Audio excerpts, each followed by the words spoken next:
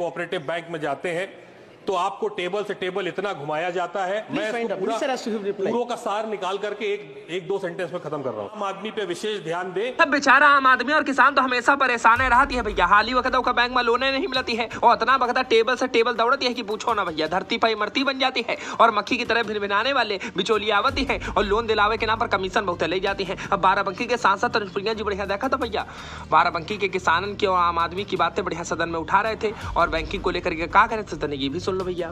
Tanuj Punia please. Thank you. Thank you. बहुत बहुत धन्यवाद माननीय अध्यक्ष जी कि आपने मुझे वो अपनी बात रखने का मौका दिया। आज हम यहाँ बैंकिंग लॉज अमेंडमेंट बिल के ऊपर चर्चा करने आए हैं, साथ ही साथ और भी अमेंडमेंट है जिस पे चर्चा हो रही है। आम आदमी की सुविधा के लिए जब 1969 में बैंकों का राष्ट्रीयकरण किया गया था तो उसका एम था कि हम ज़्यादा से ज़्यादा लोगों तक दूर दराज क्षेत्रों में अपनी बैंकिंग की सुविधाएं आम आदमी तक पहुंचा सकें, गरीब से गरीब आदमी तक पहुंचा सकें।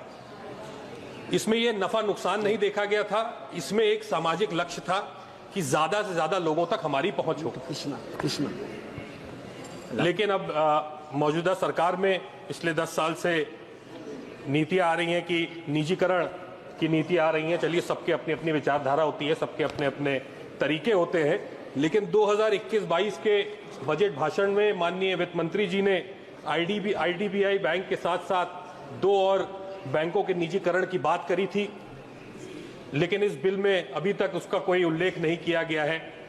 उनका भविष्य क्या होगा, आगे उनका क्या होना है, उनका भविष्य हवा में है अभी। तो इस पे मैं आपका ध्यान आकर्षित करना चाहता हूं। ग्रामीण क्षेत्रों में कोऑपरेटिव बैंक की जो स्थापना हुई थी उसके मुख्य उद्देश्य ये थे कि बिचौलियों और साहूकारों को खत्म कर दिया जाए, उनके शोषण से समाज को राहत मिले और कम दरों पे ऋण उपलब्ध कराया जाए। लेकिन आज की सच्चाई ये है कि अगर आप बैंकिंग सेवा लेने कोऑपरेटिव बैंक में जाते हैं तो आपको टेबल से टेबल इतना घुमाया जाता है कि जमीन पे, धरती पे जो धूल है उसमें इमरतियां बन जाती। अगर आप बिचौलियों का सहारा लेंगे, वहां बाहर खड़े जो मक्खियों की तरह भिनभिनाते बिचौलिए वहां मौजूद होते हैं, उनका सहारा लेंगे तो आप 25 से 30%, 50% तक आप उनको कमीशन देते हुए अपना काम बड़ी आसानी से करा सकते। इसी में, और अगर आप उनका सहारा ना लें तो आप वापस वहीं साहूकारों के पास चले जाते हैं। बस मैं अपनी बात छोटी सी रखता हूं बीच में। इसमें जो आम आदमी की बातें हैं, जो आम आदमी, आम किसान है, गरीब व्यक्ति है, उसकी सुविधा के लिए जो बातें होनी चाहिए थी, जिस उम्मीद से जनता सरकार की तरफ देख रही थी इन रिफॉर्म्स के लिए, तो वो उद्देश्य पूरा नहीं हुआ है। जिस तरह से मार्च में ही, जैसे चिदम्बरम जी बता रहे थे, मार्च में माननीय प्रधानमंत्री जी ने वादे किए थे कानूनी, ये हमारे साइमल्टेनियस नॉमिनेशंस की बात सभी ने कर दी है तो मैं दोबारा उसमें नहीं जाऊंगा। उसमें जो पर्याप्त स्पष्टता प्रदान नहीं की गई है उसके भी मैं माननीय वित्त मंत्री जी से छेड़ना चाहता हूं। ये बात केसीसी की बड़ी बड़ी समस्या है सर। आम आदमी को दौड़ भाग वही।